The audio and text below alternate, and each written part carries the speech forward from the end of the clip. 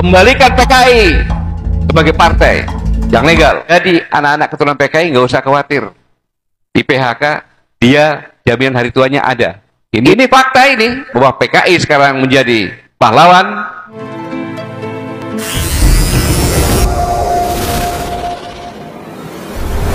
Kembalikan PKI sebagai partai yang legal dan realisasikan partai tunggal di DPR RI. Maka keren. Tapi karena saya sudah tidak tahan, akhirnya saya harus bicara. Mayoritas masyarakat Indonesia adalah umat Islam. Maka Islam harus diproming intoleransi dan radikal. Karena tidak bisa dilawan. Susupkan para kader akan anak PKI ke dalam berbagai strata instansi.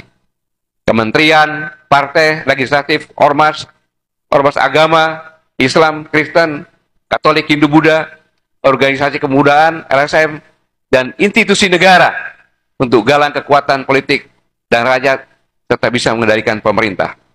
Hasilnya, ini pernyataan beliau. Pelanggaran hak asasi manusia yang berat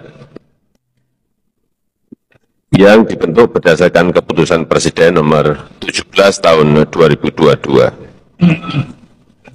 Dengan pikiran yang jernih dan hati yang tulus, saya sebagai Kepala Negara Republik Indonesia mengakui bahwa pelanggaran hak asasi manusia yang berat memang terjadi. Saya sangat menyesalkan terjadinya peristiwa pelanggaran hak asasi manusia yang berat pada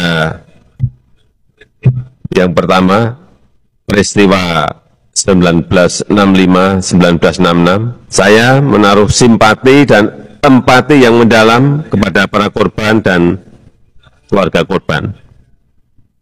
Oleh karena itu, yang pertama, saya dan pemerintah berusaha untuk memulihkan hak-hak para korban secara adil dan bijaksana tanpa menegasikan penyelesaian yudisial.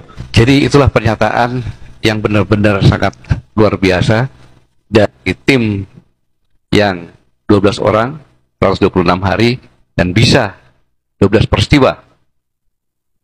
Sekaligus Presiden menyimpulkan dengan pikiran yang jernih dan hati yang tulus, saya sebagai Kepala Negara Republik Indonesia, saya akan membagas sebagai Kepala Negara.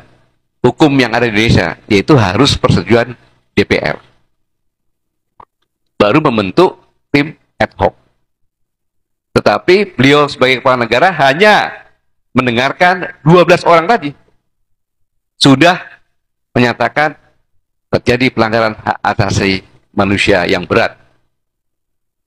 Dan menyatakan saya sangat menyesal terjadinya pelanggaran berat tersebut.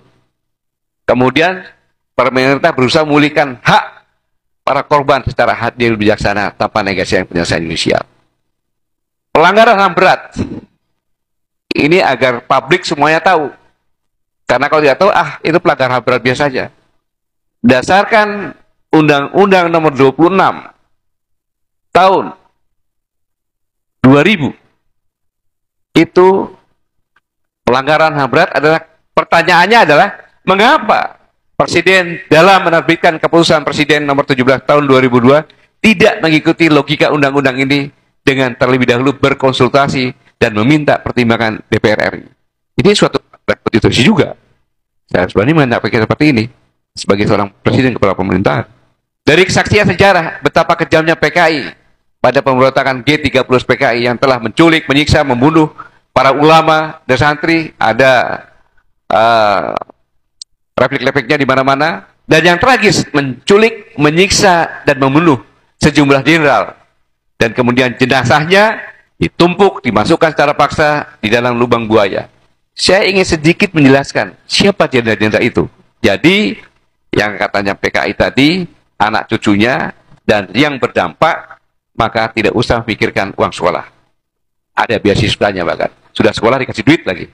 Jadi dokter-dokter nanti begitu dia punya surat sakti bahwa saya keturunan PKI, maka harus memprioritaskan.